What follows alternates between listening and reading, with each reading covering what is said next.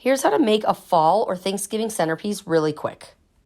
I got the burlap and the 3-piece candle set from Walmart. Then I got the foam bricks and all the filler pieces from the dollar store. The wood box is from Amazon. Place a piece of the burlap inside the box. Add your candles. Make a grid around the candles with your foam blocks. Add in some of your bigger pieces. And take some of the leaves and start filling in the bottom and covering up your blocks. So it should look a little bit like this. I recommend getting some of these little berries because they are a good filler piece. You don't even have to really put them in blocks. You can kind of just shove them in different areas and then adjust as you go. I had these in earlier and I didn't like them, so I took them out. So the last thing I have left is these little acorns, but I need to fill everything with leaves first because you can still see bare spots.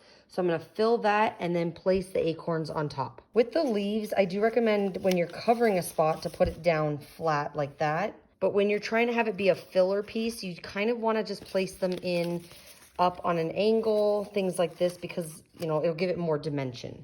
Now I have all my leaves in place and I can start putting the acorns on. I'm just gonna place these in little areas like this where maybe there's like a gap and we just need to fill that space. There we have our finished centerpiece. Add the rest of your burlap underneath and it creates a really cute centerpiece. And then when you're ready, just turn on your lights.